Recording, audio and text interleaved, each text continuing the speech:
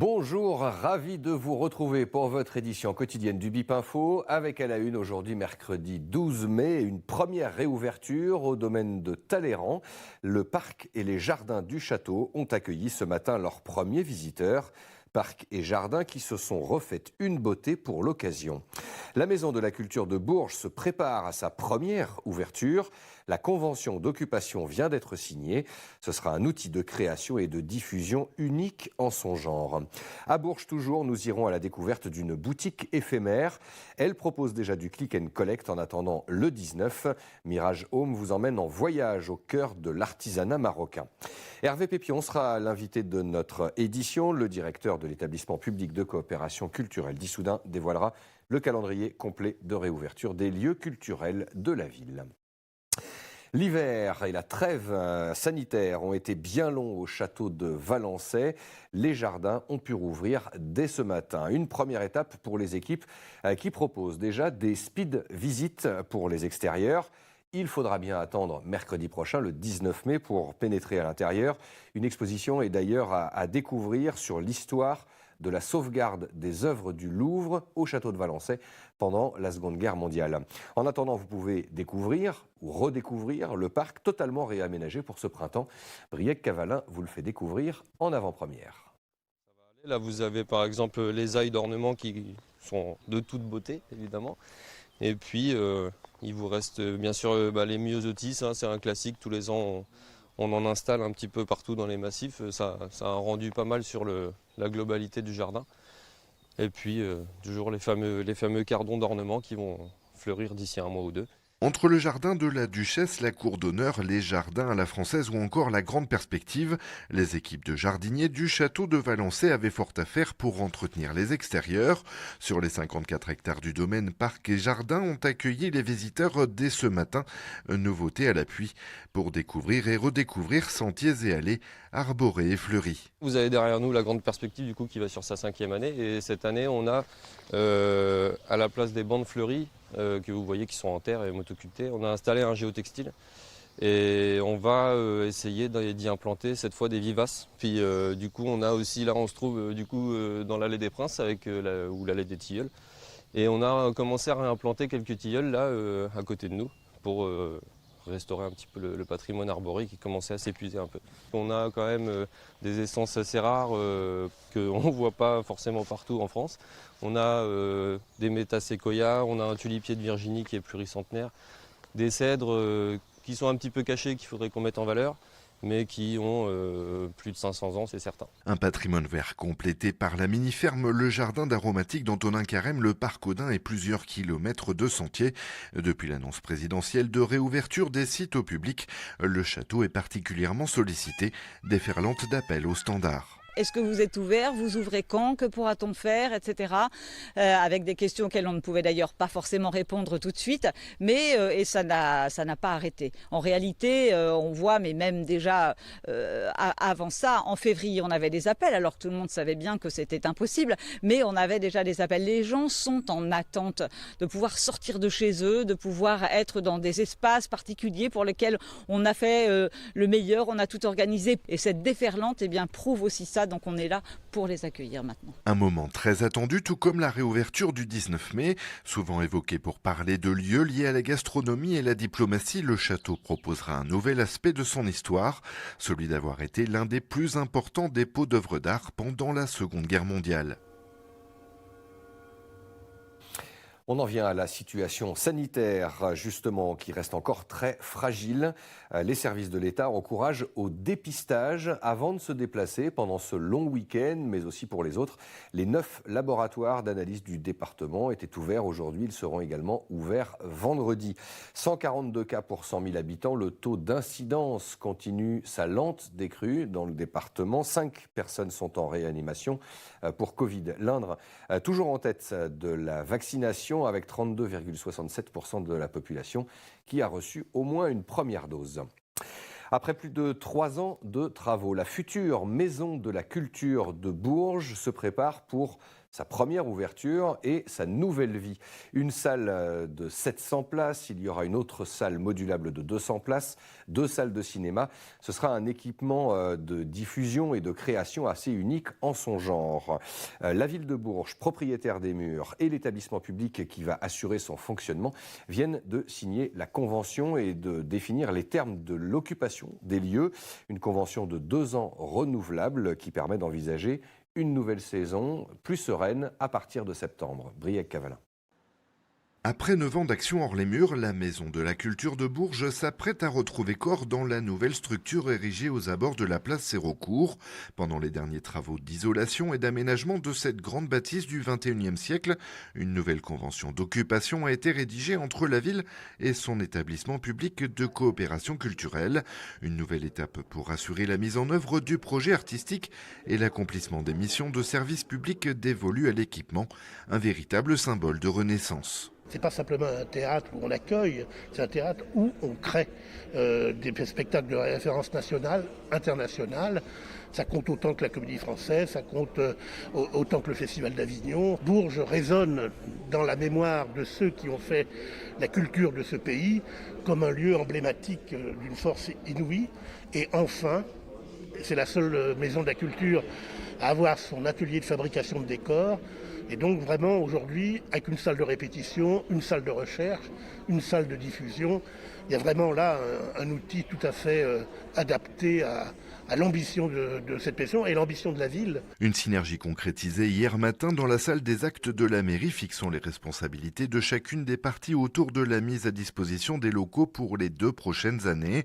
Pour la ville propriétaire de l'équipement, la Maison de la Culture deuxième version fera office de pierre angulaire à la fois pour le déploiement d'actions culturelles à l'échelle du département, mais aussi pour s'inscrire une fois encore parmi les sites incontournables du secteur. Candidate au dispositif Capitale européenne de la culture pour 2028, la ville compte évidemment s'appuyer sur cet outil de pointe pour favoriser des vocations et former les publics de demain. C'est un équipement moderne qui correspond aux besoins des compagnies, que ce soit de danse ou de théâtre aujourd'hui. C'est un équipement accueillant, ouvert à la population et aux citoyens.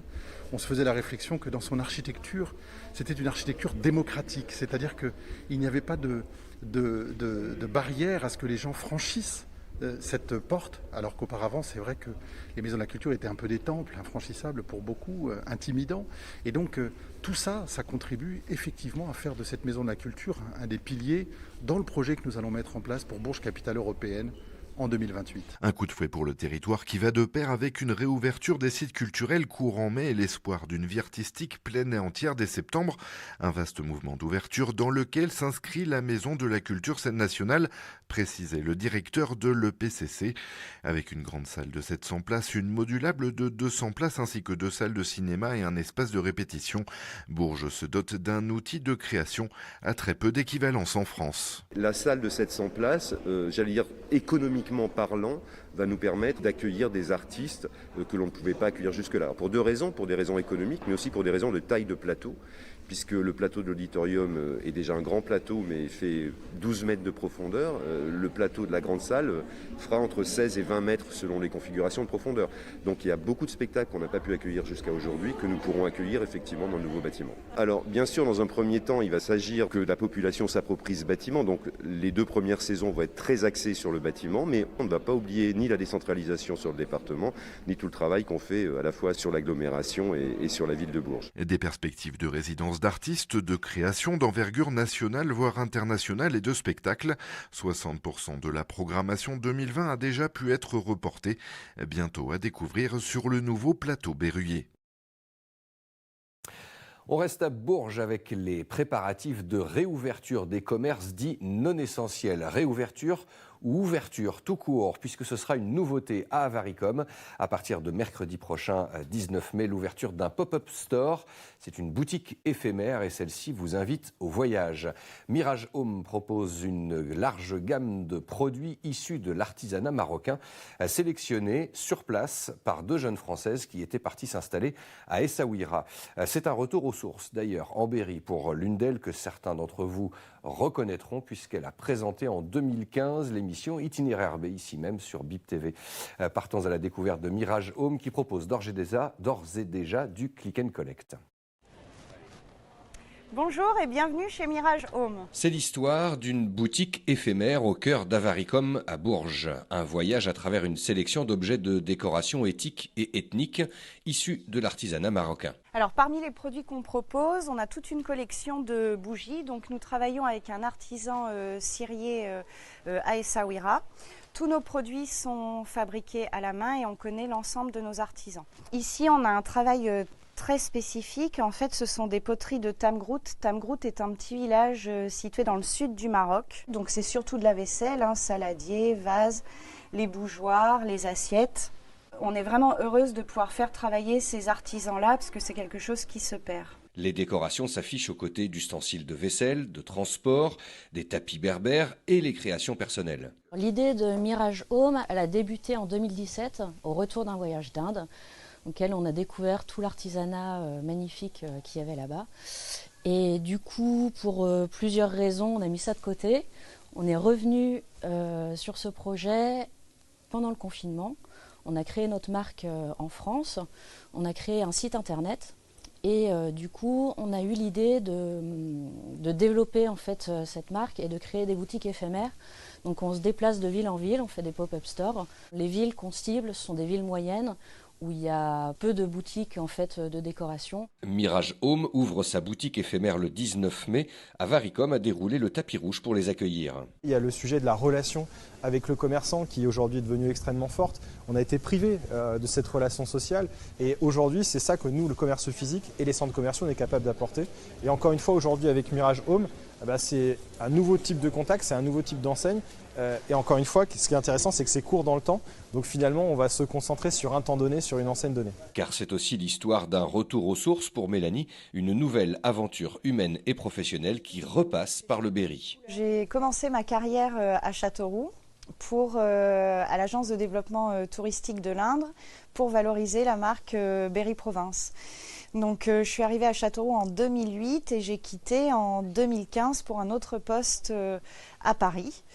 Et puis ensuite, un peu trop de pression, une vie un peu plus compliquée à Paris, etc. Donc là, on a tout lâché et puis on est parti vivre au Maroc pour tenter une nouvelle aventure et surtout trouver plus de valeur et d'humanisme dans notre travail. En attendant le 19 mai, Mirage Home propose un service de click and collect. La boutique sera ouverte jusqu'en juillet à Avaricom.